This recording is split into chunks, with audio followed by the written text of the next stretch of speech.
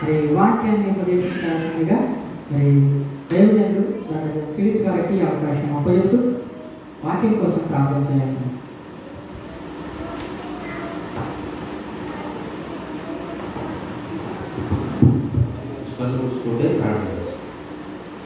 పరిశుద్ధమైన మా ప్రియ పరలోకపు తండ్రి, సర్వశక్తిమంతుడ, సర్వాధికారి,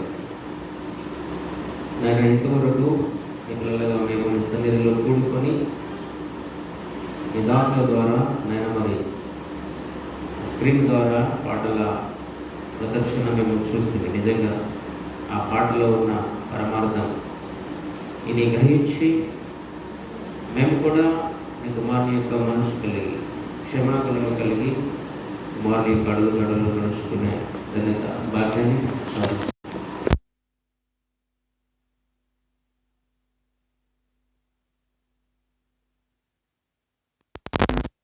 ఇద్దరు యజమానులు అనగా తండ్రి ఆ స్త్రీ వలన స్నేహితుని సంపాదించుకునండి అనే విషయాలను గురించి దాసుడు మాట్లాడుచుండగా వినుచున్న మాకు వినగలిగే మనసు, గ్రహించే హృదయాన్ని కూడా ప్రసాదించుమని దాసుడు మాట్లాడుతుండగా పరిశుద్ధాత్మ తోడు సన్నిధి కాపుదల ప్రసాదించమని నాయన ఈ సమయాన్ని చిన్న కోడికను మమ్మను మరొకసారి బలపరచమని ప్రార్థన మనవులు మా ప్రభువును రక్షకుడైన యేసు పరిశుద్ధ నామమున ప్రార్థించి అడిగి వేడుకుంటున్నాం తండ్రి, ఆమేన్.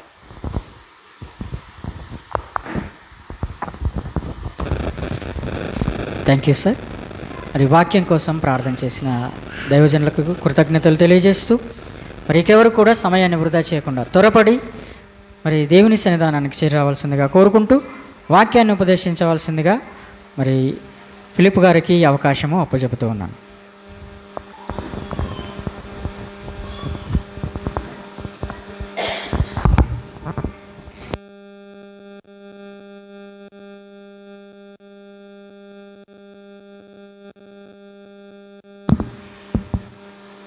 ఓకే ప్రియులరా, చేరి వచ్చిన ప్రియులైన దేవుని పిల్లలందరికీ మన ప్రభువును ప్రియ రక్షకుడైన యేసుక్రీస్తు వారి నామంలో శుభాభివందనాలు తెలియజేస్తున్నాను.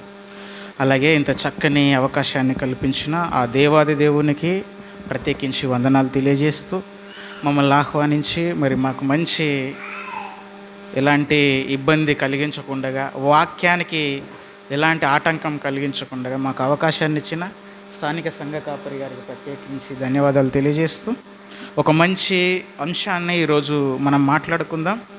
ఒక 40 నిమిషాలు పట్టొచ్చు. మీరు మనసు పెట్టి నిద్రపోకుండా దేవుని మాటలను మీరు ఆలోచించాలని తెలియజేస్తూ అన్యాయపు సిరి, మీరు స్క్రీన్ పైన చూస్తున్నారు, అన్యాయపు సిరి అనే పాఠాన్ని మనం ఆలోచన చేద్దాం.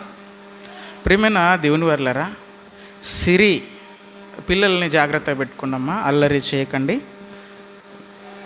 కొంచెం మంది ఉన్నాం కనుక మనసు పెట్టి విందాం. పిల్లల్ని జాగ్రత్త మీ కంట్రోల్లో ఉంచుకోండి. సిరి అనగానే ప్రియులరా, ధనము లేదా ద్రవ్యము, డబ్బు, ఇలా రకరకాల పేర్లతో పిలుస్తారు. సిరి అనగానే అది మనిషి పేరు కాదు, ధనం. ఈరోజు మనం మాట్లాడుకోబోయేది ధనం గూర్చి, ద్రవ్యం గూర్చి, డబ్బు గూర్చి మాట్లాడుతున్నాం.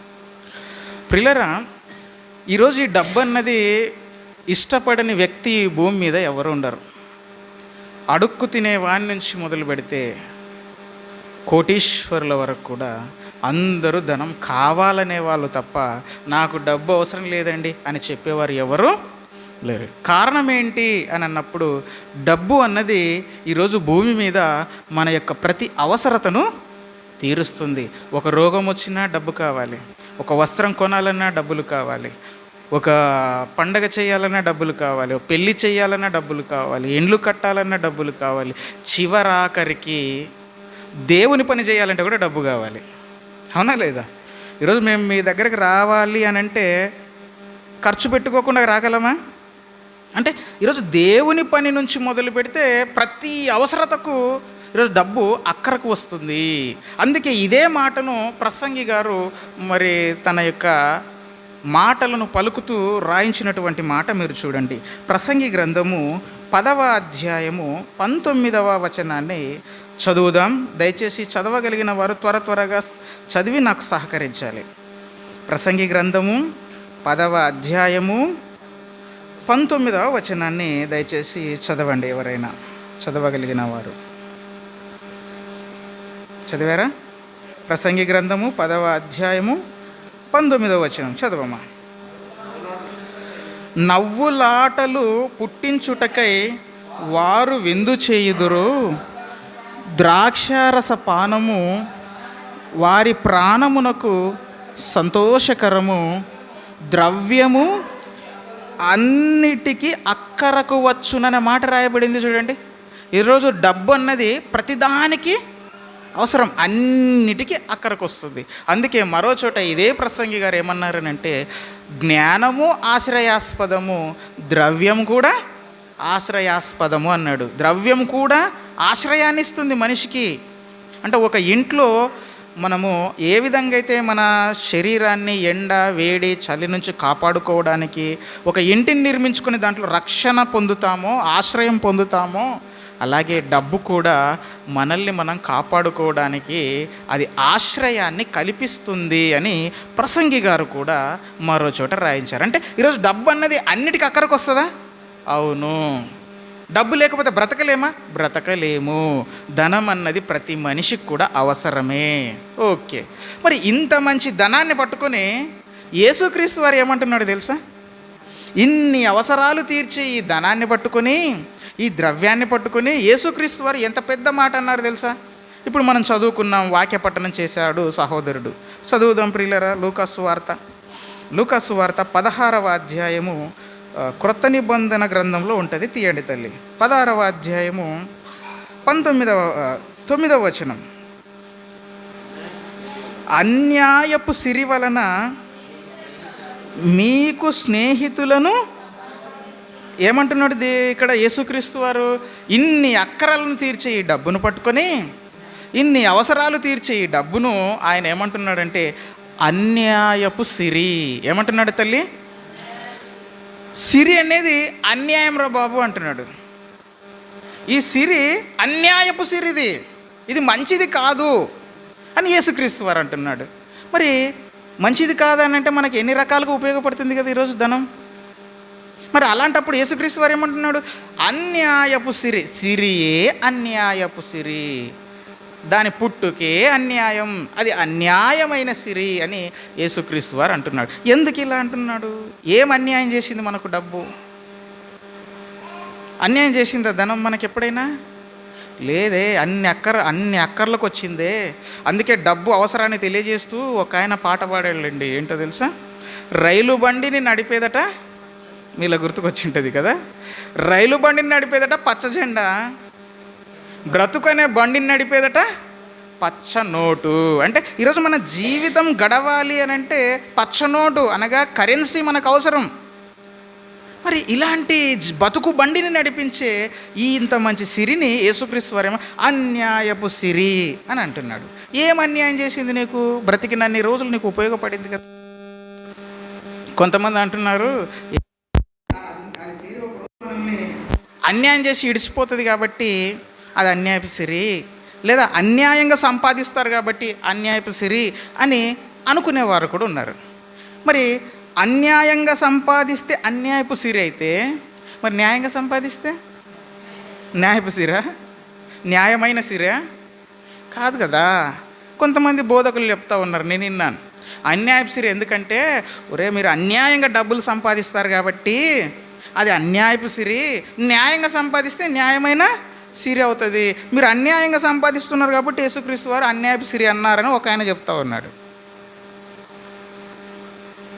ఇక్కడ యేసుక్రీస్తు వారు ఏమంటున్నాడు? సిరే అన్యాయం అని ఆయన అంటుంటే, న్యాయంగా సంపాదిస్తే ఒకలా, అన్యాయంగా సంపాదిస్తే మరోలని వీళ్ళు చెబుతూ ఉన్నారు.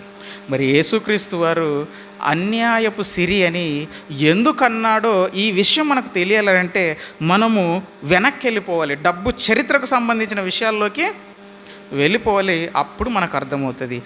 చూద్దాం, ఆలోచిద్దాం, బాగా వినాలి మీరు. అన్యాయపు సిరి అని యేసుక్రీస్తు వారు అనడం వెనక కారణం ఏమిటి అని ఆలోచిస్తే, ప్రియులారా, ప్రారంభంలో దేవుడు ఈ సృష్టిని చేశాడు, అవునా? ఈ సృష్టిని ఎవరు చేశారు? మనం అనుభవిస్తున్న నేల, గాలి, సూర్యుడు, ఈ నక్షత్రాలు, ఇవన్నీ ఎవరు చేశారు అని అంటే దేవుడు చేశాడు. మనం తినే ఆహారం కూడా ఎవరు చేశారు? దేవుడే చేశాడు. అంటే ప్రతిదీ కూడా దేవుడే మన కొరకు వీటిని చేసినట్లుగా చూస్తున్నాం. చేసి ఆదామును ఒక ఏదెన్ అనే వనములో పెట్టి ఏం చేశాడనంటే ఏమన్నాడు చూడండి, ఒక్కసారి ఆ మాటను చూడండి ప్రియులరా. 1వ అధ్యాయం ఆదికాండము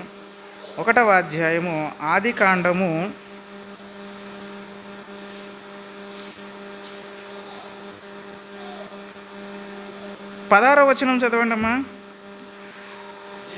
మరియు దేవుడైన యెహోవా ఈ తోటలోనున్న ప్రతి వృక్ష ఫలములను నీవు నిరభ్యంతరముగా తినవచ్చును. ఈ సృష్టినంతటిని చేసి, అమ్మ తల్లి వినాలి, ఈ సృష్టినంతటిని చేసి నాయన నీ కడుపుకు ఆహారం కావాలి కనుక ఈ తోట వేశాను. ఈ తోట ఫలాలను నువ్వు ఎలా తినాలి అని అంటే నిరభ్యంతరంగా, అభ్యంతరమే లేదు, నిన్నెవ్వరు తినొద్దు అని అనరు. నీకు ఆకలి అయిందా, తెంపుకో, కడుపు నింపుకో. నీకు ఆకలి వేసిందా, ఇవన్నీ నీ కొరకే చేశాను. చేపలు నీ కొరకే, జంతువులు నీ కొరకే, పక్షులు నీ కొరకే, ఇవన్నీ నీ కొరకే నాయన. ఇవి నీకు ఎలా ఇచ్చానంటే డబ్బులు తీసుకొని ఇవ్వట్లేదు, నీకు ఎలా ఇచ్చానంటే ఉచితంగా ఇచ్చేసాను. నీ నుంచి ₹1 వసూలు చేశాడు దేవుడు. ప్రారంభంలో ఆదాము గారి నుంచి డబ్బులు తీసుకొని పండ్లు తినమన్నాడా? లేదు, ఫ్రీగా ఇచ్చేశాడు, ఫ్రీ. అలా దేవుడు ఫ్రీగా ఇచ్చినటువంటి ఈ ప్రకృతికి మనిషి రాను రాను రాను రాను ఏం చేశాడనంటే రేటు కట్టేశాడు. ఏం కట్టేశాడండి? రేట్. అంటే దానికి విలువను నిర్ణయించేశాడు, దానికి రేటు ధరను నిర్ణయించేశాడు. ఎలా అంటే ఇప్పుడు మనం చెల్లిస్తున్న ప్రతి రూపాయి కూడా దేనికి చెల్లిస్తున్నాం? వస్తువులకు చెల్లిస్తున్నామా, డబ్బుకు చెల్లిస్తున్నామా? మీరు బాగా ఆలోచిస్తే తప్ప అర్థం కాదండి మీకు. బాగా బుర్రతో ఆలోచించాలి బాగా. ఇలా దేవుడు ప్రకృతిని ఉచితముగా ఇస్తే మనిషి తన స్వార్థాపేక్షతో కాలం మారే కొద్దీ, మనుషులు విస్తరించే కొద్దీ ఏం చేశాడనంటే ఉచితంగా ఇవ్వడం మానేసి వాటిని అమ్ముకోవడం ప్రారంభించాడు. కొంతకాలం తర్వాత ఈ అమ్ముకోవడం ప్రారంభించిన ఈ వ్యక్తి దానికి ఏం చేశాడనంటే దానికి ఒక రేటు నిర్ణయించేసి, ఒక ధరను నిర్ణయించేసి ఆ వాటిని చలామణి చేయడానికి డబ్బును పుట్టించుకున్నాడు. వాటిని అమ్మడానికి, వాటిని క్రయ విక్రయాలు చేయడానికి ఒక కరెన్సీ నోటును మనిషి తయారు చేసుకున్నాడు. ఇప్పుడు మనము 1 కేజీ టమాటాలు కావాలి అని అనుకున్నాం. 1 కేజీ టమాటాలు కావాలని చెప్పి వెళ్ళిన తర్వాత ఆయన అంటాడు, అమ్మ కేజీ టమాటాలు ₹20 అని అంటాడు. అంటే ఇప్పుడు మనం ఇస్తున్నది ₹20 మనం ఇస్తున్నాం కదా డబ్బులు. ఇవి టమాటోలకు ఇస్తున్నామా లేకపోతే డబ్బుగా ఇస్తున్నామా? మీరు బాగా ఆలోచించాలి. ఈరోజు మనిషి దేనికి రేటు కట్టేశాడంటే ప్రకృతిలో ఉన్నటువంటి వస్తువులకే రేటు కట్టేశాడు. అంటే ఈరోజు మనం చెల్లించే ప్రతి రూపాయి కూడా దేనికి అని అంటే వస్తువులకి. టమాటాలు ₹20 అంటున్నాడు అని అంటే ఆ ధర ₹20 అని మనం అంటాం. ఏంటండి ఇంత రేట్లా, ఇంత ధరనా, ₹20 అంటే మనం ఇప్పుడు విలువనిస్తున్నది ₹20కా వస్తువుకా?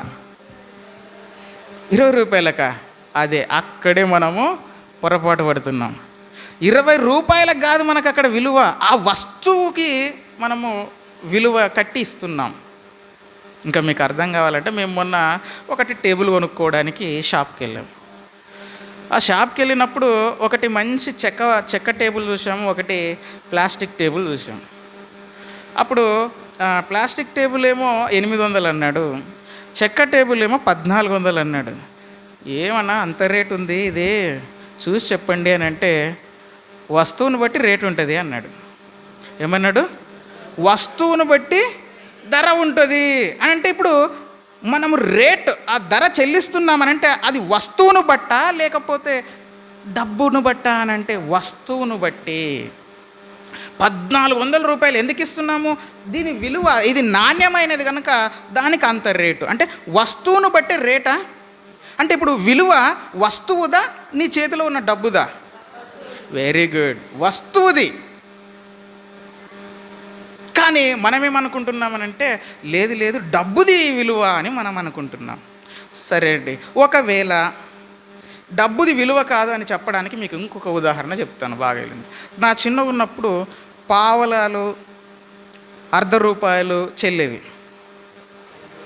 పైసలు, పావలా నాణ్యము, అర్ధ రూపాయి నాణ్యాలు ఉండేవి. అవి అంగడిలో ఇస్తే వాటిని తీసుకొని చాక్లెట్లు కానీ చాలా ఇచ్చేవారు. కానీ ఎప్పుడైతే గవర్నమెంట్ కొన్ని రోజుల తర్వాత పావలాలు, అర్ధ రూపాయలు చెల్లవు అని చెప్పిందో, ఇప్పుడు ఆ పావలా తీసుకెళ్ళి ఇదిగో నాకు ఒక చాక్లెట్ ఇయ్యి అంటే ఎవరు అంగడిలో ఇస్తారా? ఇవ్వరు. కాబట్టి ఇప్పుడు ఏం చేస్తున్నాము? ఆ అర్ధ రూపాయలు నా పావలాలని పిల్లలు ఆడుకోవడానికి ఇస్తున్నాం. అవి డబ్బులేనా? డబ్బులే, ఆర్బీఐ ముద్రించినటువంటి డబ్బులే.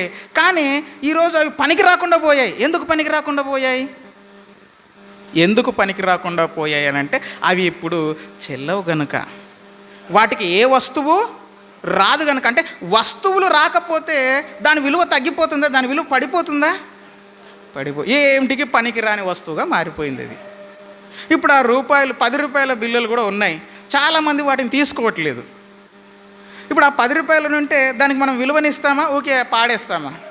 ఇది ఉండి కూడా వేస్ట్, దీనికి ఏమీ రావు కాబట్టి దీన్ని పాడేస్తాం. అదే 10 రూపాయల నోట్ అయితే పెట్టుకుంటాం, ఎందుకంటే ఈ నోటుకు ఆ వస్తువు వస్తుంది కనుక. ఇది మీకు అర్థమైతే మనము ఈ డబ్బుకు కాదు విలువనిస్తున్నది, ఆ డబ్బును పెట్టి కొనే ఆ వస్తువుకు అసలు సిసలైన విలువ దానికి కడుతున్నాం. ఇప్పుడు చెప్పండి, ఆ ప్రకృతిని కలిగించిన ఆ దేవునికి రావలసినటువంటి ఘనతను, మహిమను ఇప్పుడు ఎవరు కొట్టేశారు? అర్థమవుతుందో లేదో మీకు? ఆ వస్తువు, ఈ వస్తువే లేకపోతే భూమి మీద ఎంత డబ్బు ఉన్నా వ్యర్థమే, అంతే కదండి? నీ దగ్గర 2 కేజీల బంగారం ఉందండి, టీ రావట్లేదు దానికి, అంత బంగారం అండి, ఏం లాభం చెప్పండి? ఏమైనా లాభం ఉందా? లేదు. 1000 రూపాయలు ఉంది నీ దగ్గర, కానీ కనీసం ఒక్క చాక్లెట్ రావట్లేదు అనుకోండి. ఈరోజు ద్రవ్యోల్బణం పెరిగిపోయి శ్రీలంకలో మొన్నటి వరకు ఒక 5-6 నెలల క్రింద ద్రవ్యోల్బణం పెరిగిపోయి ఒక గుడ్లు ఒక డజన్ కొనాలంటే 1000 రూపాయలు ఇవ్వాలట అక్కడ. ఇప్పుడు లక్షలున్న వేస్ట్ ఆయన దగ్గర. ఇప్పుడు 10 రూపాయలకు విలువ ఉంటుంది అక్కడ. 1000 రూపాయలు గుడ్లు వస్తున్నాయంటే, 1000 రూపాయలకు ఒక డజన్ గుడ్లు వస్తున్నాయంటే ఇప్పుడు 100 రూపాయలకి, 500 రూపాయలకి విలువ ఉంటుందంటారా? ఏం వేస్ట్. 1000 రూపాయలు పెడితే కానీ, అంటే ఇప్పుడు 1000 రూపాయల అని అనుకుంటున్నాం కానీ అది 1000 రూపాయలు అది కాదు నాయన, దానికి కాదు నాయన మనం విలువనిచ్చేది. ఆ 1000 రూపాయలు పడిన ఆ యొక్క వస్తువులది ఆ విలువ. అంటే దేవుడు ప్రకృతి కలిగించాడు కనుక దానికి రేటు కట్టి మనం తింటున్నాము అని అంటే, ఇప్పుడు మన కడుపు నింపే ఆహారానికి రావాల్సిన ఘనతను దేనికి ఇచ్చేసాము? ధనానికి ఇచ్చేసాము. అంటే ఇప్పుడు ఏం చేసింది? దేవుని మహిమను ఈ డబ్బు ఏం చేసింది? దొంగిలించేసింది. అందుకే యేసుక్రీస్తు వారు మరో చోట అన్నమాట. అక్కడే చూడండి 16వ అధ్యాయము, అదే 16వ అధ్యాయము, అదే లూకాసు వార్త 13వ వచనం చూడండి. ఇప్పుడు అది ఏమైపోయిందంట? దేవుని స్థానంలోకి వచ్చేసిందంట. చూడండి లూకాసు వార్త 16వ అధ్యాయము. ఏ సేవకుడును 2 యజమానులకు సేవింపలేడు. 2 యజమానులు ఎవరండి ఇక్కడ? ఒక సేవకుడట 2 యజమానులను సేవించలేడట. 2 యజమానులను ఇందుకు ఎవరా 2 యజమానులు? అయ్యా బాగా వినాలి మీరు, ఒక్క నిమిషం సార్. ఆ 2 యజమానులు ఎవరు అని అంటే, ఒకరు దేవుడు, రెండోది సిరి. ఈరోజు దేవుని స్థానంలోకి ఈరోజు డబ్బు వచ్చేసిందా? వచ్చేసింది. ఎలా వచ్చేసింది? దేవుని స్థానాన్ని అది దొంగిలించేసింది. దేవునికి రావాల్సిన మహిమను ఈ ధనము దొంగిలించేసింది. దేవునికి రావాల్సిన గొప్పతనాన్ని అంతా అది తీసుకునింది. అది తీసుకొని ఇప్పుడు ఎవరి స్థానం? సేమ్ దేవునంతటి స్థానంలో కూర్చునిందంట. చూడండి, ఉండండి, దేవునంతటి స్థానంలో అది కూర్చొని ఉన్నదట. అందుకే చూడండి, దేవుడు యజమానుడు అయిపోయాడు, సిరి కూడా యజమానుడు అయిపోయాడు. కాబట్టి ఆయన అంటున్నాడు, ఏ సేవకుడు కూడా 2 యజమానులను సేవించలేడు. సేవించగలడా? 2 యజమానులను ఎవడైనా సేవించగలడా? 2 యజమానులకు ఏ సేవకుడు కూడా సేవించలేడు.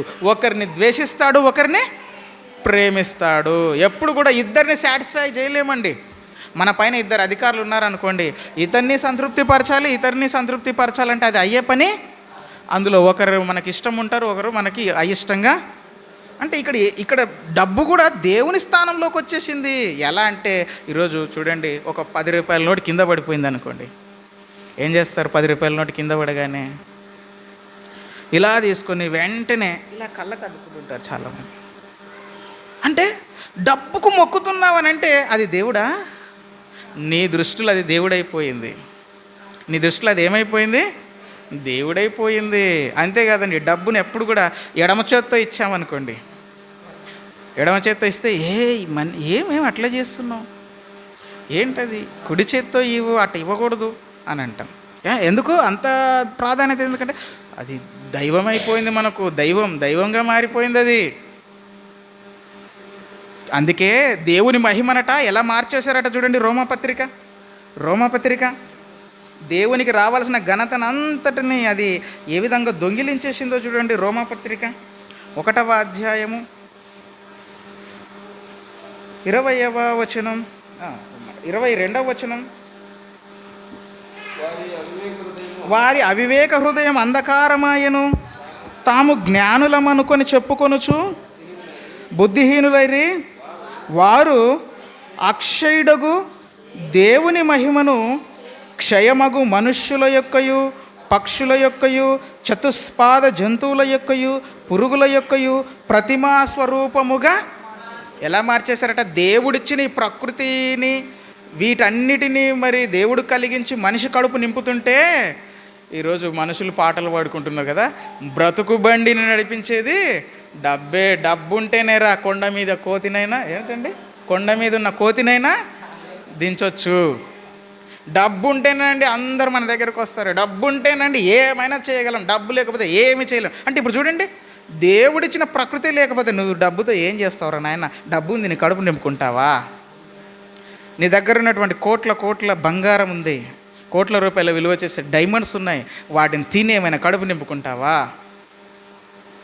దేవుడిచ్చాడు గనుక, ఆ ప్రకృతి ఉంది గనుక, ఆ ప్రకృతికి ఈ డబ్బులు ఇస్తేనే ఆ యొక్క కడుపు నీకు నిండుతుంది గనుక, ఆ ప్రకృతినిచ్చిన దేవుణ్ణి మహిమపరచాల్సింది పోయి ఇదిగో ధనాన్ని చేతులకు అద్దుకొని కళ్ళకు అద్దుకుంటున్నారు. ఈరోజు మనుషులు చేతితో తీసుకొని కళ్ళకు అద్దుకుంటున్నారు. అంటే దేవుని స్థానాన్ని అన్యాయంగా ఆక్రమించేసింది చూడండి. ఇది దేవుని స్థానాన్ని ఏం చేసింది? అన్యాయంగా. అందుకే దేవుడు అన్నాడు, అది అన్యాయపు సిరి, దాని పుట్టుకే అన్యాయం రా బాబు. నాకు రావలసిన మహిమనంతా కూడా అది ఏం చేసింది? దొంగిలించేసి ఇదిగో నా స్థానంలో అది కూర్చునింది. నేను యజమానున్నే.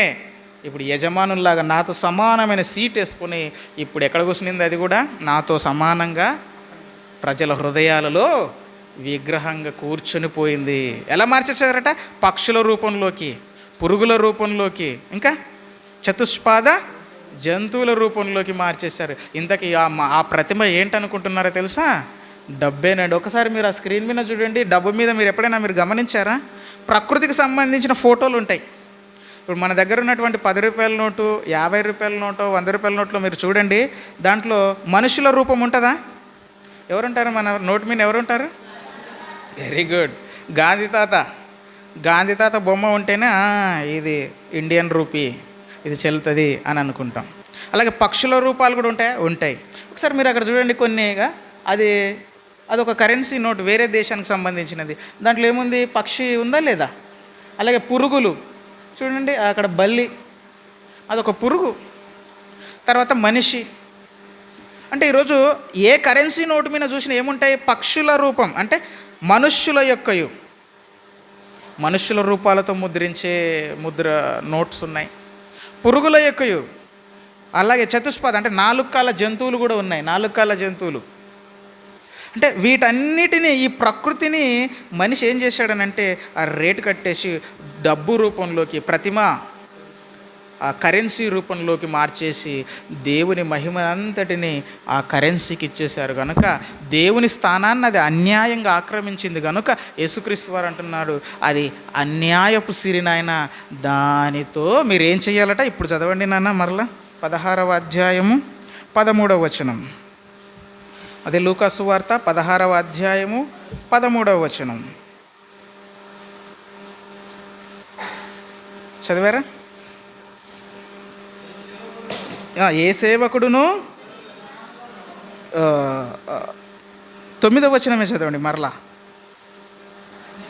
అన్యాయపు సిరి వలన మీకు స్నేహితులను కనుక నాయన, ఇది అన్యాయపు సిరిది, ఇది మంచిది కాదు, ఇది అన్యాయంగా నా స్థానాన్ని ఆక్రమించేసింది కనుక ఈ డబ్బుతో మీరేం చేయాలి? ఇప్పుడు స్నేహితులను సంపాదించుకోండి. మీ స్నేహితులను సంపాదించుకోండి. ఎందుకు సంపాదించుకోవాలట కింద అంటున్నాడు.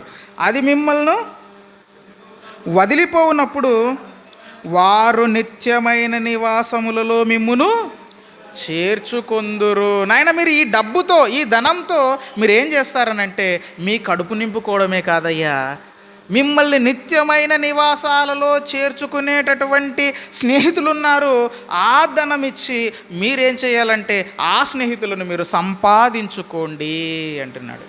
స్నేహితులను సంపాదించుకోండి. ఎందుకంటే ఈ ధనము శాశ్వత కాలం మనతో ఉండదు. ఎందుకు ఉండదు అని అంటే ఆ డబ్బు నీతోనే ఉన్నా నువ్వు ఉండవు. ఏదో ఒకరోజు అన్నీ వదిలిపెట్టి వెళ్ళిపోయే రోజు మరి అన్నాడు కదా, తల్లి గర్భము నుండి మనుష్యుడు ఏ విధంగానే వచ్చాడో దిగంబరిగా వచ్చాడు, మరలా దిగంబరిగానే కనీసం ఒక కాయిన్ కూడా తీసుకోవడానికి వీల్లేదు. ఒక ముఖ్య కనుక నీ ముక్కు మీద ఉందనుకోండి, అది కూడా తీసినారా అంటుంటారు. చిన్న ఉంగరం ఉందనుకోండి, అన్నీ చెక్ చేసినారా బాగా, ఆ మెట్టలు తీసారా లేదా, పట్టీలు ఉన్నాయి తీసినారా లేదా.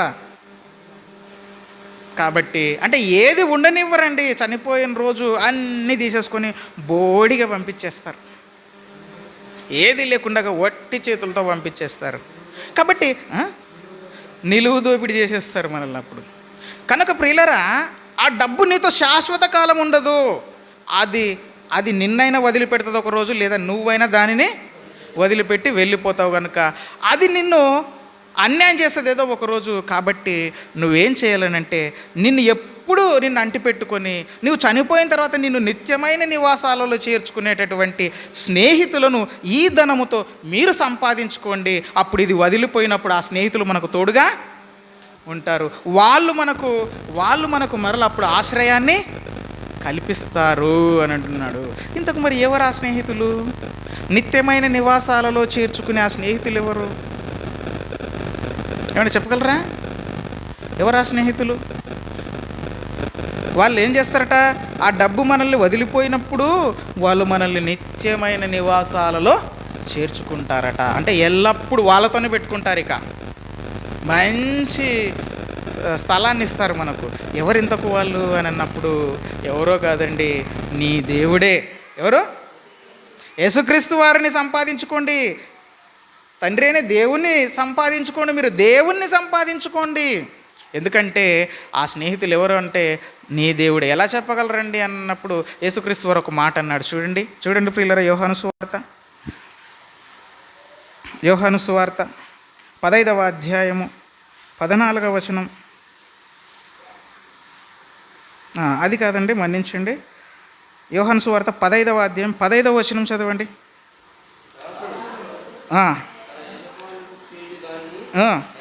ఎరగడు కనుక ఇక మిమ్మును దాసులని పిలువక మిమ్మల్ని స్నేహితులని పిలుచుచున్నాను. యేసుక్రీస్తు వారు ఏమంటున్నాడు? తనను వెంబడిస్తున్నటువంటి శిష్యులను చూసి, నాయనా మీరు నన్ను వెంబడిస్తున్నారు కదా, ఇప్పుడు నేను యజమానుని కాదు నాయనా, మీరు నన్ను వెంబడిస్తున్నారు, అన్ని వదిలిపెట్టి వచ్చేసారు.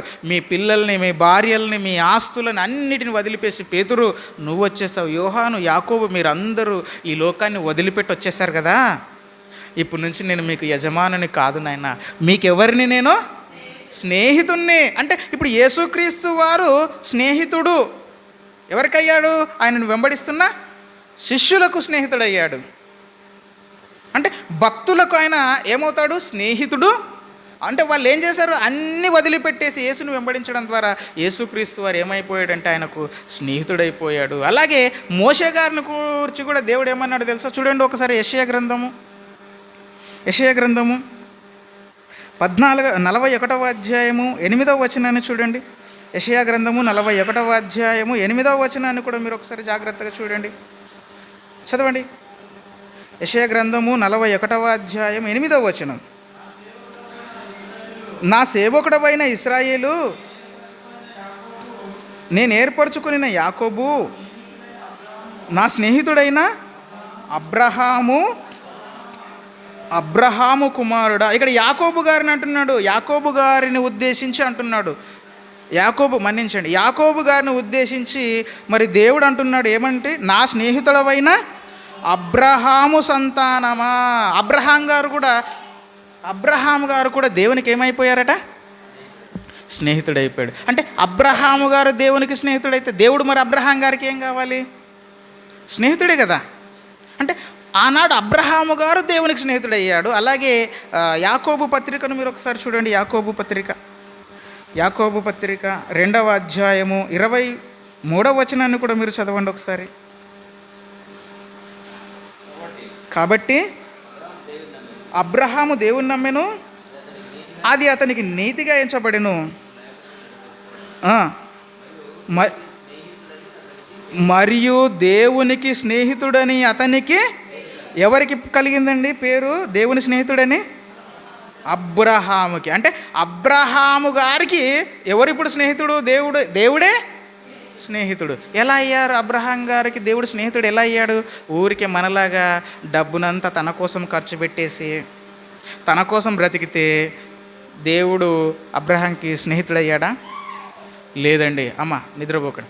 ఏం చేశాడు ఆయన? తన సమస్తాన్ని వదులుకున్నాడు. తల్లిదండ్రులను వదిలిపెట్టేసి వచ్చాడు. అబ్రహాము నువ్వు వెళ్ళు నాయనా అనగానే ఎక్కడికి అని అడగకుండానే బయలుదేరాడు. అందరిని వదిలిపెట్టి వెళ్ళిపోయాడు. ఎన్నో కష్టాలు పడ్డాడు. ఎలా బ్రతికాడు తెలుసా ఆయన? భూమి మీద మేము పరదేశులము యాత్రికులమై ఉన్నామని చెప్పి దూరం నుండి వందనాలు చేసి విశ్వాసం కలిగిన వాడై బ్రతికాడు. దేవుని కోసం ఎన్నో ఇబ్బందులు పడ్డాడు. సమస్తాన్ని పెంటగా ఎంచుకున్నాడు. నిర్గమకాండం 33వ అధ్యాయం 11వ వచనంలో అక్కడ మోషే గారిని కూడా దేవుడు ఏమన్నాడనంటే నా స్నేహితుడు అన్నాడు. రాసుకోండి, నిర్గమకాండం 33వ అధ్యాయం 11వ వచనం.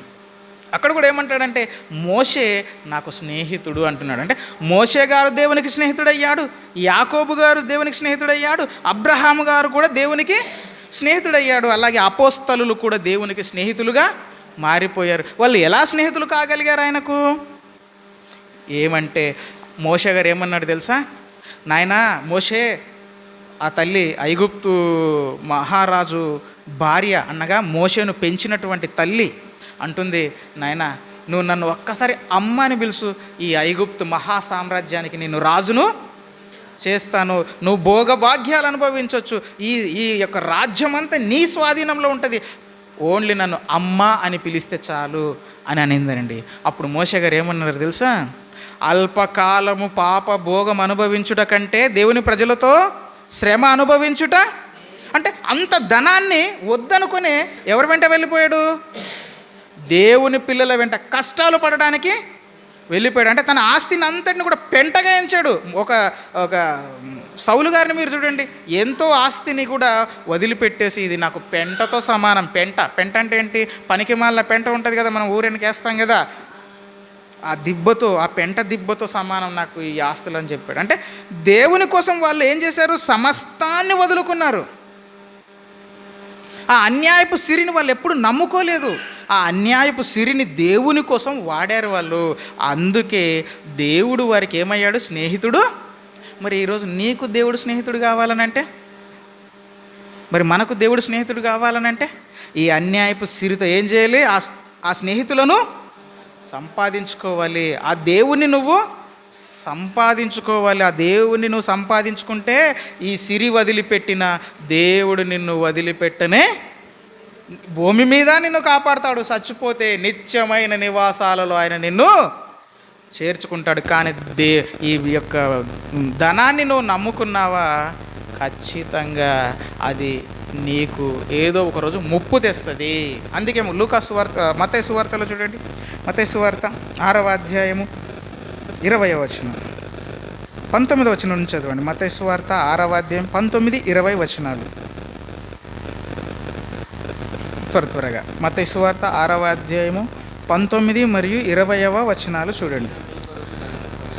భూమి మీద మీ కొరకు ధనమును కూర్చుకొనవద్దు. భూమి మీద నాయన మీరు ధనాన్ని నమ్ముకొని, ధనమే నాకు సమస్తం, డబ్బుంటేనే బ్రతుకుబండి నడుస్తుంది, ఈ డబ్బే అన్నిటికీ మూలం, డబ్బు లేకపోతే ఏమీ కాదు అని ఒకవేళ అలాంటి భ్రమలో ఉండి ధనాన్ని మొక్కుతూ ఆ విగ్రహాన్ని నీ యొక్క హృదయంలో కన్నా ముద్రించుకొని ఉంటే, ఆ డబ్బుపై ప్రేమ వ్యామోహం నీకు ఎక్కువగా ఉంటే ఇప్పుడే అలాంటి ఆలోచనను మానుకో.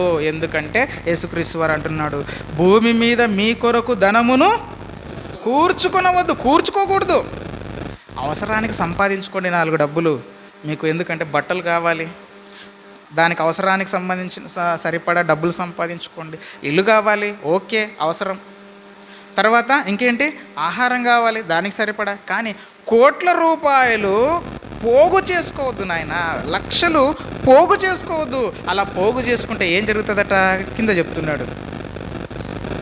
అచ్చట చిమ్మెటయును తుప్పును దానిని మీరు ఒకవేళ డబ్బు డబ్బు డబ్బు అని చెప్పి ఆశతో పీసినారులుగా మారిపోయి దేవుని కోసం 1 రూపాయి కూడా ఖర్చు పెట్టకుండా, ఎన్ని రూపాయలు ఉన్న దేవునికనే నిజంగానంటే కొంతమంది ఎలా ఉంటారనంటే వాళ్ళ అవసరాలు వస్తే ఎన్ని లక్షలైనా ఖర్చు పెట్టుకుంటారండి. కానీ ఒక దేవుని పని ఉందండి, ఒక సువార్త కార్యక్రమం చేద్దాం, వాక్యాన్ని వినిపిద్దాం 10 మందికి. కాబట్టి ప్రతి ఒక్కరూ ఒక 200 300 వేసుకుంటే ఆ పని జరుగుతుంది అని అంటే అప్పుడు ఏమంటారు తెలుసా? అప్పుడు గుర్తుకొస్తుందండి, నా దగ్గర డబ్బులే లేవండి, నేను సహాయము చేయలేను. అంటే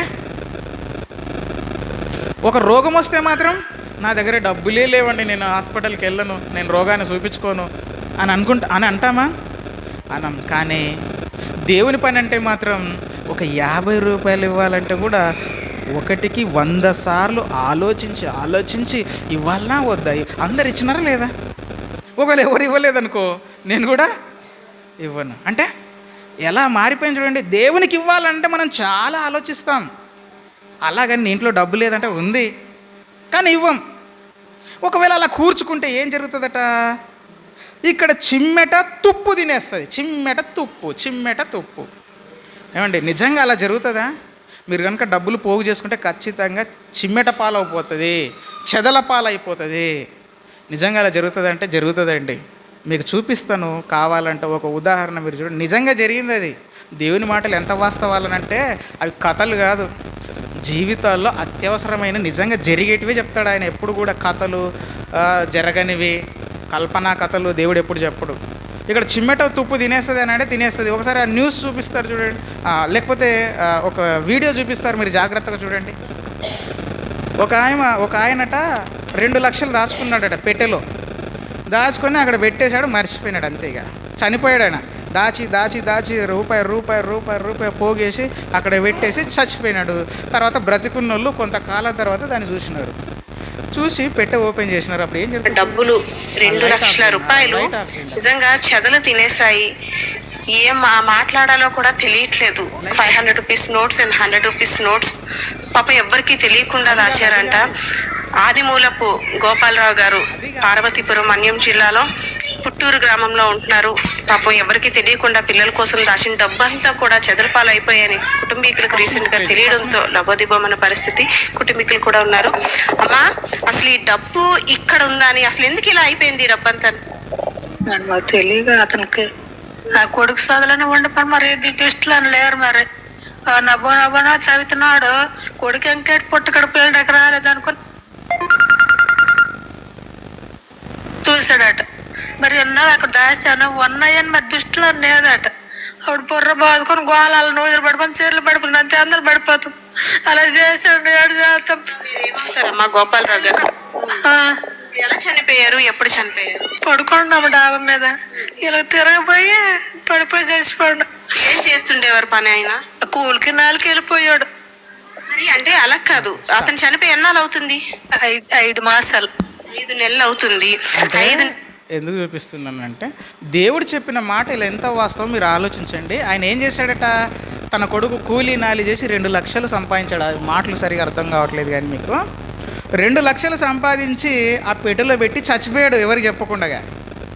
చాలా రోజులైన తర్వాత ఆ పెట్టెను ఇప్పి చూస్తే ఎలా ఉన్నాయి చూడండి, అంతా చిత్తు కాగితాలుగా మారిపోయినాయి. మొత్తం చెదలు తినేసినాయి.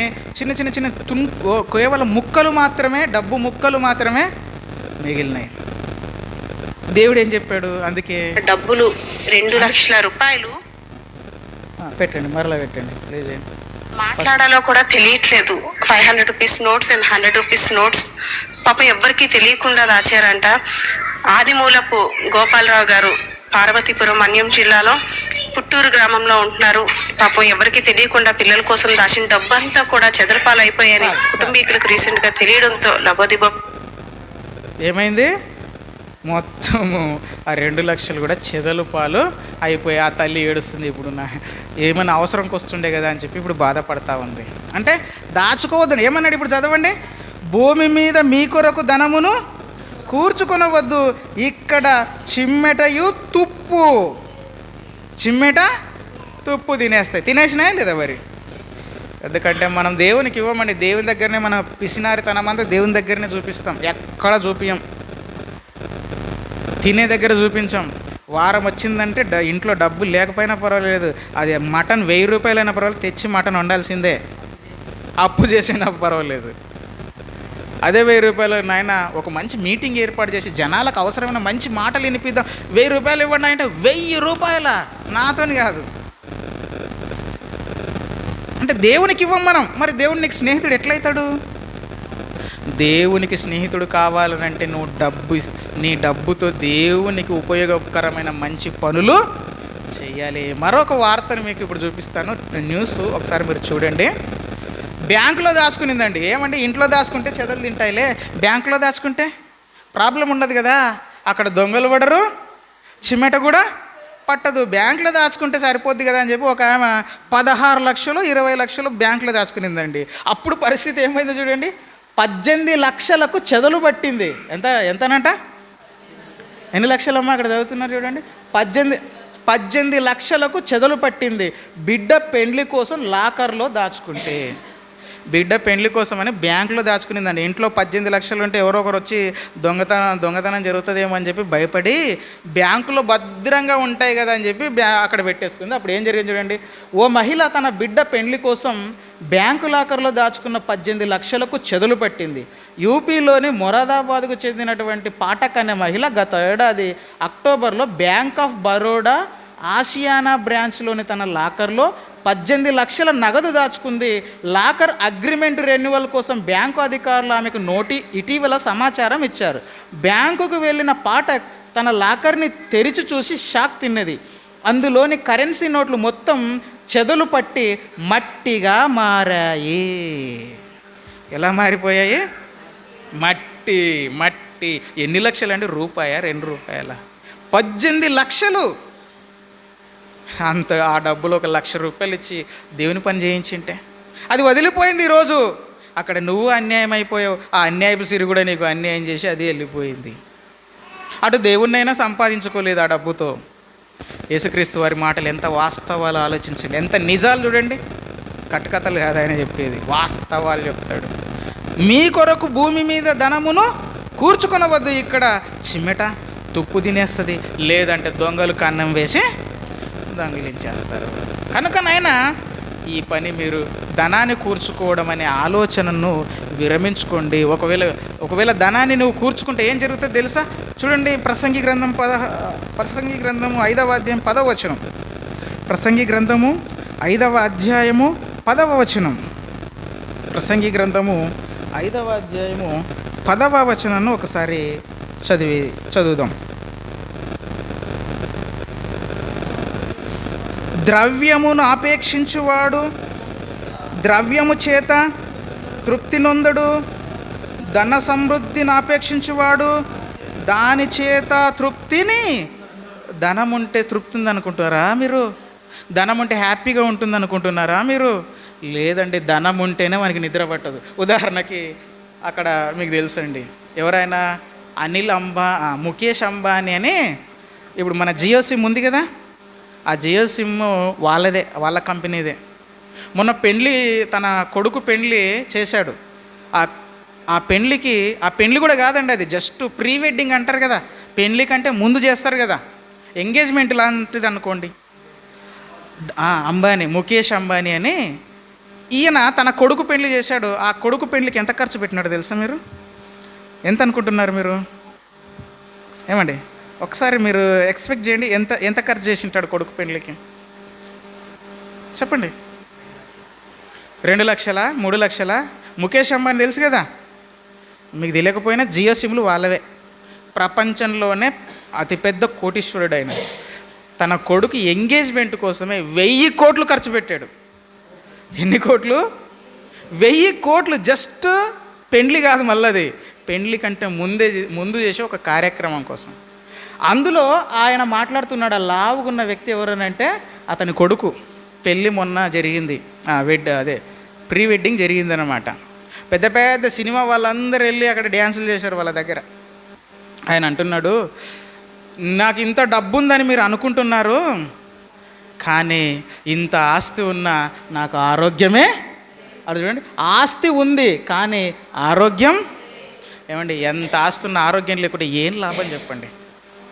ఆరోగ్యంగా ఉండి కారం మెతుకులు తిన్న తృప్తిగా ఉంటుంది, కానీ ఆరోగ్యం సరి ఎంత లావున్నాడు చూడండి. ఎందుకంటే చిన్నప్పటి నుంచి ఆస్తమా, బాగా లావైపోయాడు, నడవలేడు. ఇలా నడవాలంటే కూడా చాలా కష్టంగా ఉంది. ఆయన పడుకుంటే ఊపిరి పీల్చుకోవడం కష్టం.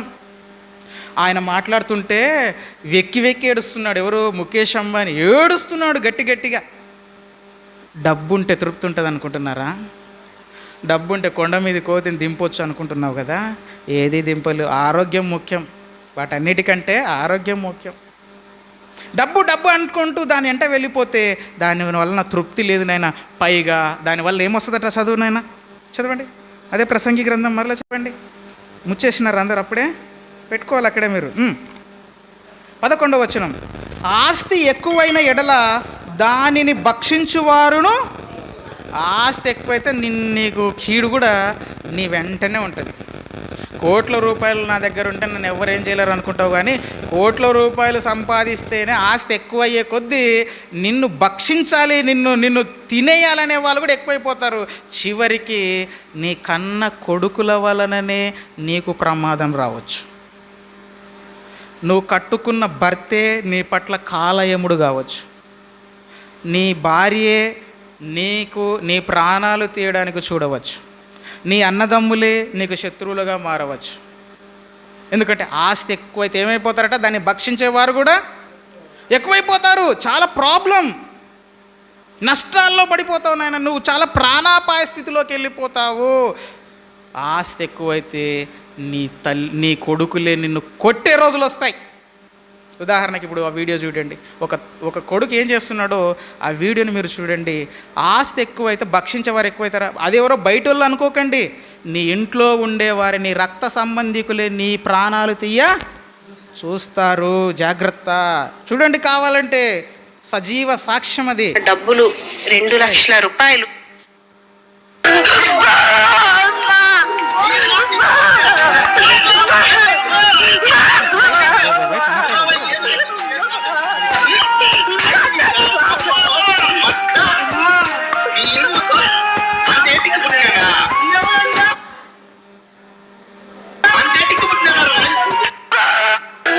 లైట్ ఆఫ్ చేయండి, చూపిస్తాను. మీరు సరిగా చూడకపోతే ఏం లాభం? ఆ లైట్ ఉంటే మీకు ఏం కనపడదు. ఒకసారి ఇప్పుడు చూడండి, జాగ్రత్తగా చూడండి. అక్కడ ఎవరనంటే 4 ఏళ్ల నుండి ఆస్తి కోసం తల్లిదండ్రులపై కన్న కొడుకు కిరాతకంగా దాడి. దేనికోసమట? ఆస్తి కోసం. ఎవడు? కడుపులో పుట్టిన కొడుకు. ఎట్లా దాడి చేస్తున్నాడు? మీరు కన్నా చూస్తే మీ కంట్లో నీళ్ళు వస్తాయి. ఇంత దారుణంగా కొడుతున్నాడు. మీరు ఒక్కసారి చూడండి ప్రియులారా.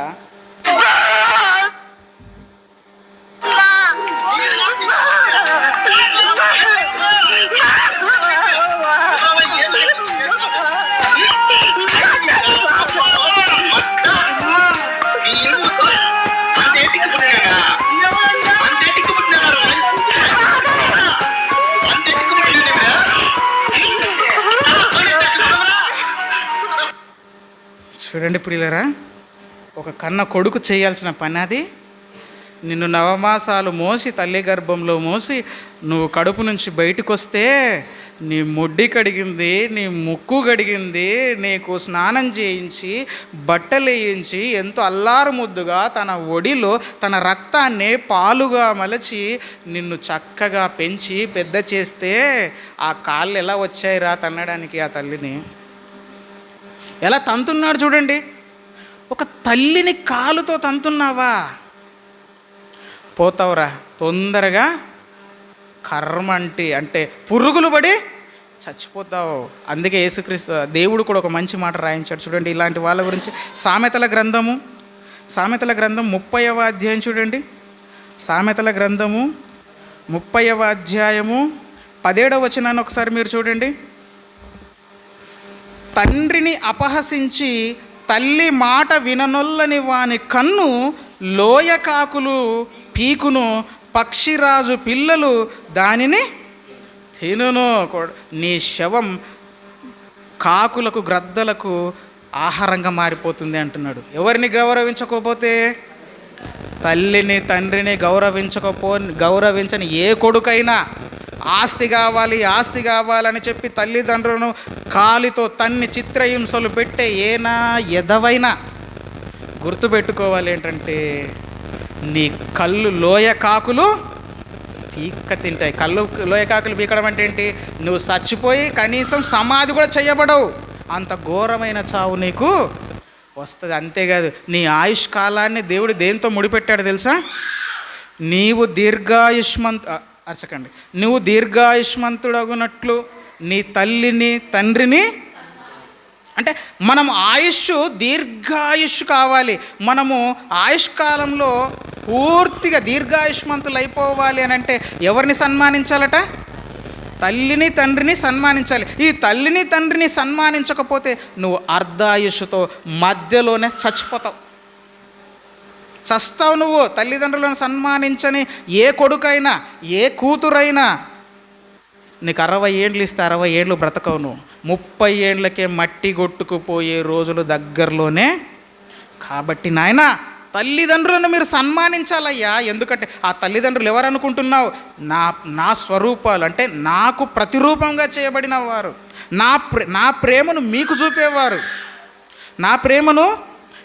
చూపేవారు, ఏమండి? తండ్రిగా మీరు ఎన్ని కష్టాలు చేసినా, మీరు ఎన్ని పాపాలు చేస్తున్నా మిమ్మల్ని నేను భరిస్తున్నాను కదా. అలాగే కొడుకుగా నువ్వు నీ తల్లికి ఎన్ని ద్రోహం చేస్తున్నా నీ మంచి కోరేవారు ఎవరైనా ఉన్నారనంటే నీ తల్లిదండ్రులు మాత్రమే.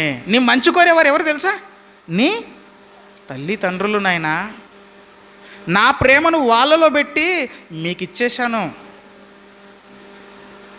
తల్లిదండ్రులనంటే దేవునికి ప్రతిరూపాలు వాళ్ళు. కాబట్టి వాళ్ళని గౌరవించాలి. అలా గౌరవించకపోతే ఇదిగో నీ ఆయుష్ మధ్యలోనే పోతుంది. నీ శవం కాకులకు గ్రద్దలకు ఏమైపోతుంది? ఆహారంగా మారిపోతుంది. దిక్కుమాలిన చావు చస్తావు. ఏమండి? ఆఫ్టర్ ఆల్ ఆస్తి కోసం కన్న తల్లిదండ్రుల కంటే ఆస్తి ఎక్కువ కాదు కదా. అందుకే ప్రసంగి గ్రంథంలో ఆయన అన్నాడు, ఆస్తి ఎక్కువైన ఎడల దానిని భక్షించేవారు కూడా ఏమైపోతారట? భక్షించే వాళ్ళు కూడా ఎక్కువైపోతారు. ఒకడు ఏం చేశాడనంటే ఇన్సూరెన్స్ చేయించేదట, వాళ్ళని చంపేదట. ఇన్సూరెన్స్ అంటే కొంతమంది పేదవాళ్ళు ఉంటారు కదా, వాళ్ళ పేరిట ఇన్సూరెన్స్ చేయించడం, ఒక 2 సంవత్సరాలు 3 సంవత్సరాలు ఆ ఈఎంఐలు కట్టేసేది. ఆ తర్వాత తీసుకెళ్ళి ఎక్కడో అడవిలోకి తీసుకెళ్ళి వాళ్ళని తగలబెట్టి చంపేయడం, ఆ యొక్క ఇన్సూరెన్స్ డబ్బులు క్లెయిమ్ చేసుకోవడం. ఇలా కోట్ల రూపాయలు సంపాదించేసాడు ఒకడు. అంటే డబ్బుల కోసం మనిషి ప్రాణాలు తీస్తారు మరి. కాబట్టి ఆ ప్రాణాలు తీసే ఆ ధనం నీకెందుకు? అది మనకెందుకు? ఆ ధనం ఏదో ఆ దేవుని కోసం ఖర్చు పెడితే ఈ భూమి మీద సుఖంగా ఉంటావు, పరలోకంలో చనిపోతే నిత్యమైన నివాసాలలో నీ స్నేహితులు నిన్ను చేర్చుకుంటారు. దేవుని కంటే గొప్ప స్నేహితుడు ఈ భూమి మీద ఎవడు ఉంటాడు చెప్పండి? దేవుని కంటే గొప్ప స్నేహితులు ఎవరైనా ఉండగలరా చెప్పండి? దేవుని మించిన స్నేహితుడు, దేవుడే మనకు స్నేహితుడు అంటే ఎంత అదృష్టం అండి. కాబట్టి ఆ దేవుని మనము సంపాదించుకోవాలి. కనుక ప్రియమైన దేవుని వారలారా, అన్యాయపు సిరి వలన మీ కొరకు మీరేం చేయాలి? స్నేహితులను స్నేహితులను సంపాదించుకొనుడి. వాళ్ళు ఏం చేస్తారంటే ఆ ధనం మిమ్మల్ని వదిలిపోయినప్పుడు మిమ్మల్ని ఏం చేస్తారట, నిత్యమైన నివాసములలో మిమ్మను చేర్చుకుంటారు. కనుక ధనమును నమ్ముకొని వాడు పాడై పోవును అంటాడు. ధనాపేక్ష సమస్త కీడులకు మూలము అంటాడు. అంటే ధనాపేక్ష ఎవరికైతే ఉందో నువ్వు శోధనలో పడతావు, కీడుల్లో పడిపోతావు. నీకు ఎప్పుడు ప్రమాదమే, డబ్బుతో ప్రమాదమే. కనుక ఆ ప్రమాదకరమైన వస్తువును నువ్వు పూజించకు. ఆ ప్రమాదకరమైన వస్తువుని నీ దగ్గర పెట్టుకొని దానిని బాగా పోగు చేసుకోకు. నీవు కూడా అన్యాయమైపోతావు. కనుక నా మహిమను దొంగిలించేసింది అది అన్యాయపు సిరి. నా ప్రకృతికి రేటు కట్టేసింది అది. నాకు రావాల్సిన ఘనతనంతటిని అది దోచుకుంటుంది. కనుక నాయన నా కోసం మీ ధనాన్ని ఖర్చు పెట్టండి, స్నేహితులను సంపాదించుకోండి. ఒకనాడు ఏం చేశారు తెలుసా వాళ్ళు అపోస్తలులు? ఒకనాడు అపోస్తలులు ఏం చేశారు తెలుసా? అపోస్తలులు ఆ సంఘం, మొదటి శతాబ్దంలోని సంఘం డబ్బులన్నీ తీసుకొచ్చి ఆ యొక్క బోధకుల పాదాల దగ్గర పెట్టేశారు. ఎందుకు పెట్టేశారని అంటే ఎవరైతే పేదవాళ్ళు ఉంటారో వాళ్ళ కోసము ఆ డబ్బును ఇచ్చేవాళ్ళనమాట. అందుకే ఆయన అన్నాడు, ఇదొక్క మాట చేసి ముగిస్తానండి, మన్నించండి సమయం ఎక్కువగా అంటే ఇదొక్క మాట చూసుకొని ముగించుకుందాం. మత్తయి సువార్త 25వ అధ్యాయము. కాబట్టి పరలోకమందు మీ కొరకు ఏం చేయమన్నాడు? ధనాన్ని కూర్చుకొనుడి, అక్కడ చిమ్మెటైనను తుప్పైనను పట్టదు. కాబట్టి పరలోకం కొరకు కూర్చుకోనండి. మరి పరలోకంలో ధనం కూర్చుకోవాలనంటే మరి మనం ఏం చేయాలి? ధనాన్ని ఎలా ఖర్చు పెట్టాలి అని అన్నప్పుడు 25వ అధ్యాయము 35వ వచనం చూడండి. 35వ వచనం. నేను ఆకలిగొంటిని, మీరు నాకు భోజనము పెట్టితిరి, దప్పిగొంటిని, నాకు దాహం ఇచ్చితిరి, పరదేశినయుంటిని, నన్ను చేర్చుకొంటిరి, దిగంబరినయుంటిని, నాకు బట్టలిచ్చితిరి, రోగినయుంటిని, నన్ను చూడవచ్చితిరి, చెరసాలలో ఉంటిని, నా యొద్దకు వచ్చితిరని చెప్పును. అందుకు నీతిమంతులు, ప్రభువా, ఎప్పుడు నీవు ఆకలిగొని ఉండుట చూచి నీకు ఆహారం ఇచ్చితిమి, నువ్వు ఎప్పుడు దప్పిగొని ఉండుట చూచి మేము దాహం ఇచ్చితిమి, ఎప్పుడు పరదేశివై ఉండుట చూచి నిన్ను చేర్చుకొంటిమి, దిగంబరివై ఉండుట చూచి బట్టలు ఎప్పుడు ఇచ్చితిమి, ఎప్పుడు రోగివై ఉండుట అయినను చెరసాలలో ఉండుట అయినను చూచి నీ యొద్దకు వచ్చితిమని ఆయన అడిగిరి. అందుకు రాజు, మిక్కిలి అల్పులైన ఈ నా సహోదరులలో ఒకనికి మీరు చేసితిరి గనుక నాకు చేసితిరని నిశ్చయముగా మీతో. ఒక సహోదరుడు దేవుని పేరిట వచ్చేటటువంటి దేవుని వాక్యాన్ని పంచుకొని దేవుని మాటలు మీకు చెప్పేవారు, లేకపోతే దేవుని నమ్ముకొని భక్తులుగా పేదవారిగా బ్రతుకుతున్న వారికి ఇదిగో మీ దగ్గర ఉన్నటువంటి ₹1 వాళ్ళకి ఇచ్చేశారా? అది ఎవరికి ఇచ్చినట్టు? నీ సహోదరుడు బట్టలు లేక కష్టాలు పడుతున్నాడు, ఇబ్బందులు పడుతున్నాడు, ఇదిగో నీ పై వస్త్రాన్ని తీసి లేదా నీకున్నటువంటి డబ్బుతో ఇదిగో ఒక వస్త్రాన్ని కొనిచ్చేసావా ఒక పేదవానికి? అది ఎవరికి చేసినట్టు? దేవునికి చేసినట్టు. అందుకే ఆనాడు అపోస్తలులు ఏం చేశారు? ఆ డబ్బునంతా తీసుకొచ్చి అపోస్తలుల పాదముల దగ్గర పెడితే వాళ్ళు ఏం చేశారు? ఆ సంఘంలో ఎవరెవరైతే పేదవారిగా తిండికి తిప్పలు పడుతూ కనీసం కట్టుకోవడానికి బట్టలు లేక ఇబ్బంది పడే వాళ్ళు ఎవరైతే ఉన్నారో వాళ్ళకు ఆ డబ్బును పంచేశారనండి. ఎందుకు డబ్బులు తీసుకొచ్చి అపోస్తలుల పాదముల మీద పెట్టాలంటే దేవుడు అన్నాడు, పరలోకమందు మీ కొరకు ధనము. మరి పరలోకంలో ధనం కూర్చుకోవాలంటే ఏం చేయాలి? ఇక్కడ ఉన్నటువంటి పేదవాళ్లకు నువ్వేం చేయాలి? ఆ ధనాన్ని పంచాలి. అందుకే అన్నాడు, ఒక ధనవంతుడైన యవ్వనస్తుడు ఉరుకురుకు వచ్చి అంటున్నాడు, బోధకుడా, నేను నిత్య జీవానికి వారసుని అవ్వడానికి ఏం చేయాలి అని అంటే ఆజ్ఞలన్నీ పాటించు అన్నాడు. ఆ తర్వాత అన్నీ పాటిస్తున్నానండి, అయితే నీకు ఒకటి కొదువుగా ఉంది, ఏంటంటే నీ ఆస్తి నమ్మి బీదలకు ఎందుకు ఇవ్వాలండి? ఆస్తితోనే దేవుడు ఎందుకు లింక్ పెడుతున్నాడు? ప్రతిదాన్ని డబ్బుతోనే ఎందుకు లింక్ పెడుతున్నాడు అని అంటే ఈ డబ్బునేనండి మనుషులు ఎక్కువగా ప్రేమించే, దేవుని కంటే కూడా ఎక్కువ ప్రేమిస్తారు. ఉదాహరణకి నేను ఇక్కడ బైబిల్ పెట్టాను, ఇక్కడ ఒక ₹1,00,000 పెట్టాను. అమ్మ లేచి దీన్ని చూస్ చేసుకుంటావా, దీన్ని చూస్ చేసుకుంటావా, ఇది ఎన్నుకుంటావా, దీన్ని ఎన్నుకుంటావా అని అంటే వెంటనే చిన్నపిల్లాడు కూడా వచ్చి డబ్బులు పట్టుకొని వెళ్ళిపోతాడు. దేవుడు అక్కర్లేదా?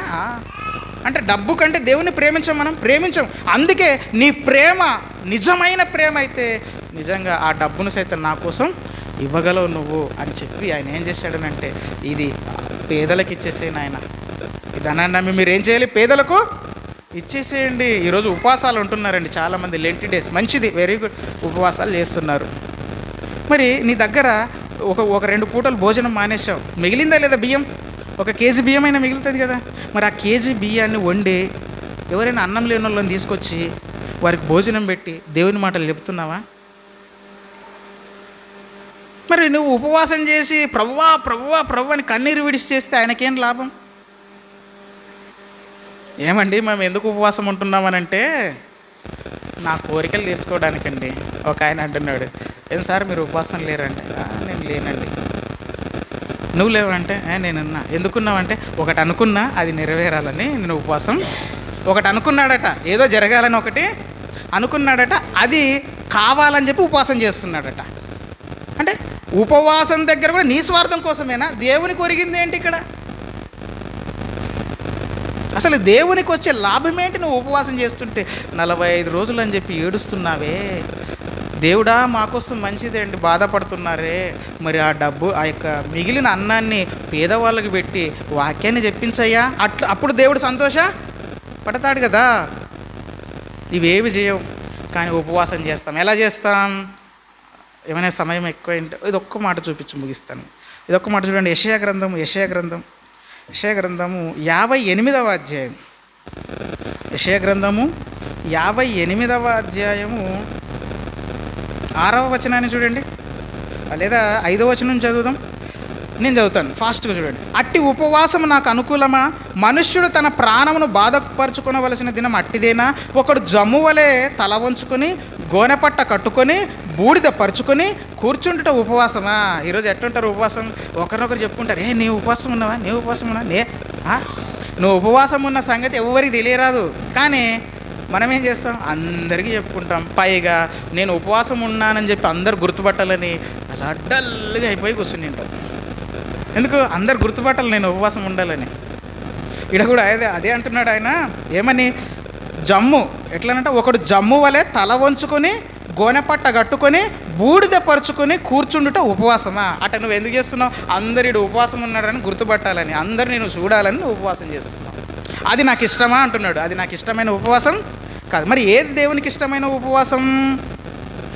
దుర్మార్గులు కట్టిన కట్లను విప్పుటయు, కాడిమాను మోకులు తీయుటయు, బాధింపబడిన వారిని విడిపించుటయు, ప్రతి కాడిని విరగగొట్టుటయు నేనేర్పరచుకొనిన ఉపవాసము కదా. నీ ఆహారం ఆకలిగొనిన వారికి పెట్టుటయు, నీ రక్త సంబంధికి ముఖము తప్పింపుకుండుటయు, దిక్కుమాలిన బీదలను నీ ఇంట చేర్చుకొనుటయు, వస్త్రహీనుడు నీకు కనబడినప్పుడు వారికి వస్త్రములు ఇచ్చుటయు, ఇదే కదా నాకు ఇష్టమైన ఉపవాసం. ఇదేంటి ఉపవాసం అంటే?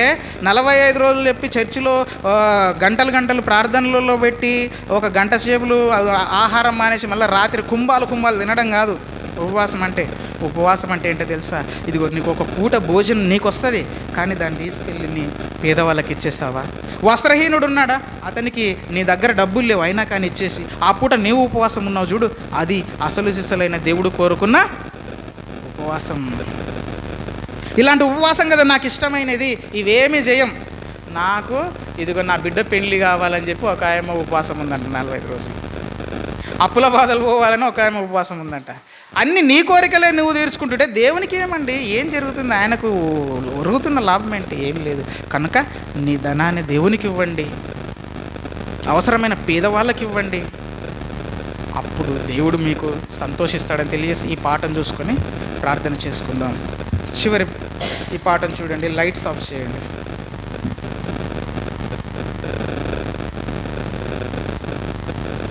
క్రీస్తు సామ్రాజ్య రథసారథి జయశాలే, తన కాడి మోయుటకు తరములోనికి వచ్చాడు.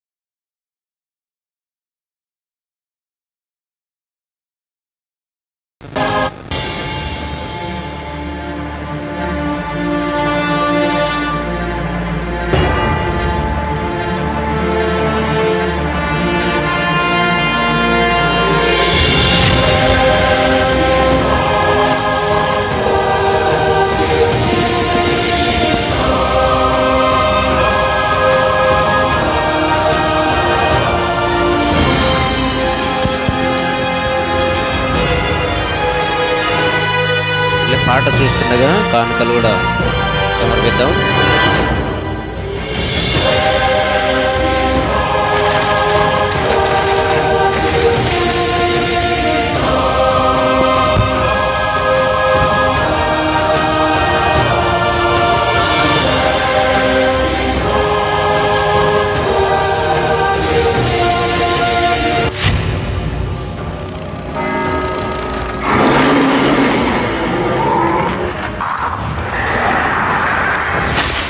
మీరు దేవునికి నీ సిరికి నీ దాసులుగా ఉండనేరరు.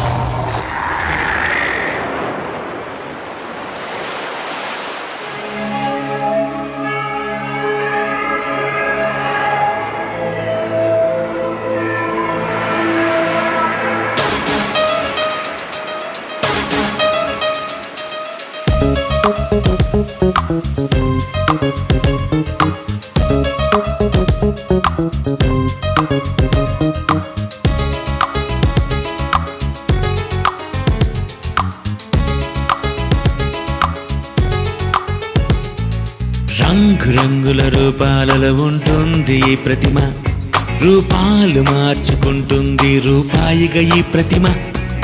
రంగురంగుల రూపాలలో ఉంటుంది ఈ ప్రతిమ, రూపాలు మార్చుకుంటుంది రూపాయిగా ఈ ప్రతిమ. కొనాలన్న అమ్మాలన్న అధికారం ఎవరికీ లేదు, ప్రపంచంలో ఏ ఒక్కరికి ధనము లేకుంటే విలువ లేదు. వచ్చింది వచ్చింది ప్రతిమై దెయ్యం వచ్చింది, దేవుని స్థానం నాదంటూ అధికారిని నేనంటుంది. మనిషి చేత చేయబడిందే యజమాని అయ్యింది. దేశంలో నోటు పోటుకు సామాన్యులు వెలువెల్లాడుతున్నారు. పాత నోట్ల కష్టాల సంగతి దేవుడెరుగు. ఇప్పుడు జేబులో ఉన్న కొత్త నోటుతో నరకం మొదలైంది. ఈ 2000 రూపాయల నోటు పట్టుకుని వాళ్ళు అక్కడికి వెళ్ళి నానా తిప్పలు పడుతున్నారు. అట్లాంటి జనాలు చాలా మంది ఉన్నారు. మన ముందు ఒక అతను 2000 రూపాయల నోటు ఎప్పుడు డ్రా చేశారండి? నిన్న 11వ తారీఖున 10 గంటలకు డ్రా చేస్తున్నారు. ఇప్పటి నుంచి ఇప్పటి వరకు వాళ్ళు మారలేదు. ఎక్కడికి వెళ్ళినా ఏ షాప్కి వెళ్ళినా చిల్లర లేదని చెప్తున్నారు. ఎలా ఉందండి మీ దగ్గరికి కొత్త 2000 రూపాయల నోట్లు తీసుకొస్తున్నారా కస్టమర్? తీసుకొస్తున్నారండి. చేస్తున్నారా మీరు చిల్లర? చిల్లర ఎక్కడ తెమ్మంటారండి? ఎంతమంది తెమ్మంటారు? 1 నెంబర్ 2 నెంబర్ 3 నెంబర్స్ ఇస్తాను. ప్రతి ఒక్కరు చేస్తే దానికి చిల్లర తేవాలంటే కష్టంగా ఉంటుంది. చాలా ప్రాబ్లం ఎక్కువైపోయింది వల్ల. ఒకే ఒక్క రూపాయితో దేశం తలరాత మారిపోతుంది. ఇప్పుడంతా మీ చేతుల్లోనే ఉంది. మీరు తలుచుకుంటే ఇండియాను ఒక్క నెలలో సూపర్ పవర్ గా తయారు చేయొచ్చు. మనిషి చేత చేయబడిందే యజమాని అయ్యింది, సృష్టికర్తకు ప్రతిగా సిరిదేవుడయ్యింది. ఇద్దరు యజమానులకు దాసుడుగా ఉంటావా? ఒకరిని ప్రేమించి ఒకరిని ద్వేషిస్తావా? రంగురంగుల రూపాలలో ఉంటుంది ఈ ప్రతిమ, రూపాలు మార్చుకుంటుంది రూపాయిగా ఈ ప్రతిమ. రంగురంగుల రూపాలలో ఉంటుంది ఈ ప్రతిమ, రూపాలు మార్చుకుంటుంది రూపాయిగా ఈ ప్రతిమ. నా పేరు రూపాయి. పాట చదువుతున్నానండి. నా పేరు రూపాయి, నాకు అనేక రూపములు ఉన్నవి.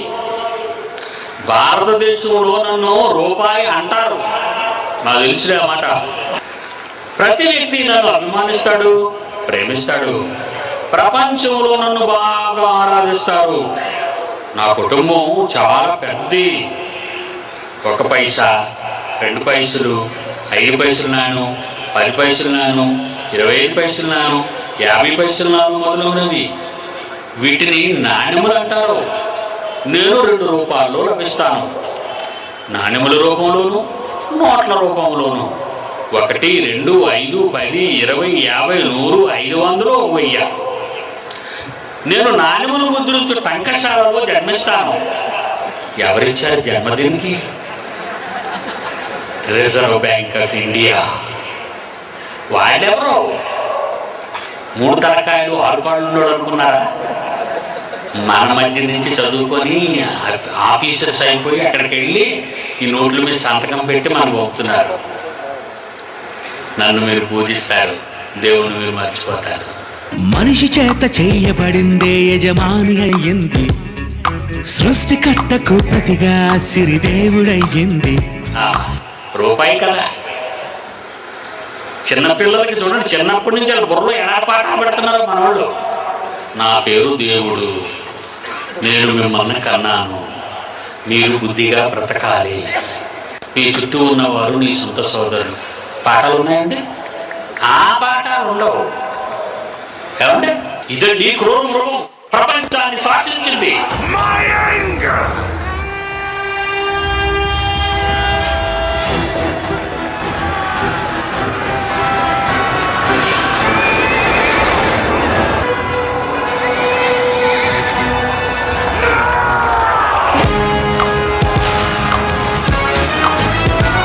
పరలోకమందును భూమి మీదను సర్వాధికారం ఇవ్వబడింది క్రీస్తు యేసుకే. పరలోకమందును భూమి మీదను సర్వాధికారం ఇవ్వబడింది క్రీస్తు యేసుకే.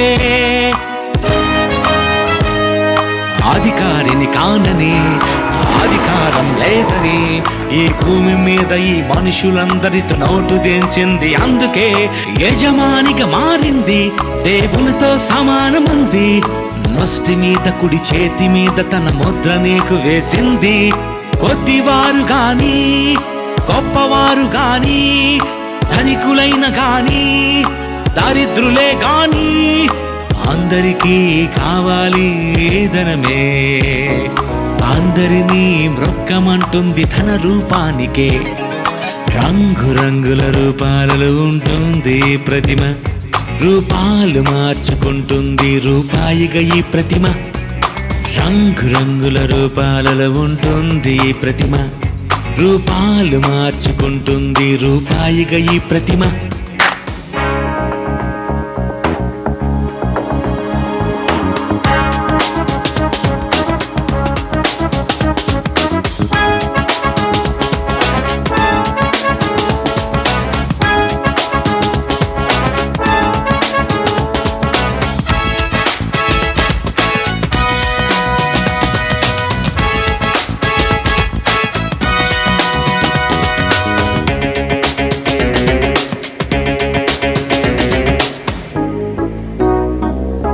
అమెరికాలో డాలర్, ఇండియాలో రూపీస్, రష్యాలో రూబుల్, దుబాయ్లో దర్హం, అన్ని దేశాలలో కరెన్సీ మారుతుంది. దేశంలో మనుషులందరినీ నడిపిస్తుంది దేవతే తన ప్రతిమతో. క్షయమయ్యే మనుషులను, చతుష్పాద జంతువులను ప్రతిమ మీద ముద్రించి ఆ ప్రతిమకు మ్రొక్కమంది. ధనమే దేవుడు అంది, నేనుంటే బ్రతుకని అంది. దేవుని స్థానంలో కూర్చొని చలామణి అవుతుంది. కొద్దివారు గాని, గొప్పవారు గాని, ధనికులైన గాని, దరిద్రులే గాని, అందరికీ ఉండాలి ఒక్క దేవుడే. నేను తప్ప వేరే దేవుడు మీకుండకూడదే. రంగురంగుల రూపాలలో ఉంటుంది ప్రతిమ, రూపాలు మార్చుకుంటుంది రూపాయిగా ఈ ప్రతిమ. రంగురంగుల రూపాలలో ఉంటుంది ప్రతిమ, రూపాలు మార్చుకుంటుంది రూపాయిగా ఈ ప్రతిమ.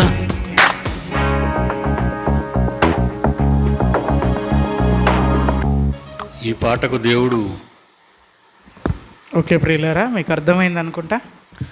భద్రంగా మీ మనసులో భద్రపరచుకోండి ఈ మాటలన్నీ.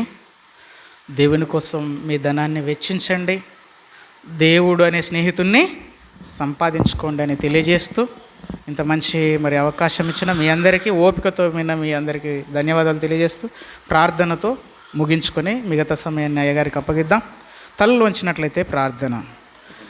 పరిశుద్ధుడవైన మా కన్న తండ్రి, నీ ఉన్నతమైన ఘనమైన నామానికి వందనాలు చెల్లిస్తూ, తండ్రి యొక్క రాత్రికాలపు వేళలో నీ పిల్లలతో కొద్దిసేపులు నీ మాటలు పంచుకున్నగా, అన్యాయపు సిరి అది ఏ విధంగా దేవుని స్థానమైన తండ్రి నీ స్థానాన్ని ఆక్రమించి ఈరోజు ప్రజల హృదయాల్లో తండ్రి దేవునిగా చెల్లామణి అవుతూ, తండ్రి సిరికి దాసులైపోయి నిత్య జీవాన్ని కోల్పోతున్న అనేకులను నీ వైపు మళ్లించటానికి నీ పిల్లలకు నీ గ్రంథంలో నుండి కొన్ని మాటలు బోధించి ఉండగా వాటిని నీరు కట్టి ఫలింపచేయండి. వారు హృదయంలో నుండి ఈ వాక్యాన్ని అపవాది ఎత్తుకొని పోకుండగా హృదయం అనే పలకల మీద తండ్రి చెరిగిపోని అక్షరాలుగా రాసుకొని మా జీవితకాలంలో నీ యొక్క మాటలకు విధేయులై బ్రతికే భాగ్యాన్ని మాకు అనుగ్రహిస్తారని యేసుక్రీస్తు వారి పవిత్రమైన నామమున ఈ ప్రార్థన మీకు అడిగి సమర్పిస్తున్నాము తండ్రి. ఆమేన్. అందరికీ వందనాలండి.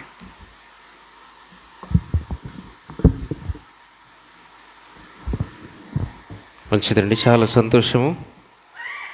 ఇక ధనము, ఇక డబ్బు గురించి మరి ఎంత ప్రమాదకరమైనదో, చివరికి ఎంత అన్యాయం చేసిపోతుందో, నిత్య నరకానికి నడిపించేది కూడా డబ్బు, ధనము. ధనాపేక్ష సమస్త కీడులకు మూలమని ఎన్నో విధాలుగా విన్నప్పటికీ మరొకసారి మరి విషయాన్ని అద్భుతంగా వివరించి మరొకసారి మనలందరినీ బలపరిచిన విధానాన్ని బట్టి సంఘం తరపున వందనాలు తెలియజేస్తున్నాను. మంచిది, ఇప్పటికే సమయం చాలా ఆలస్యమైంది కనుక చివరిగా కానుకల పాట పాడుచుండగా కానుకలు తీద్దాం. తర్వాత ప్రార్థన ఆశీర్వాదంతో సెలవు తీసుకుందాం. స్క్రీన్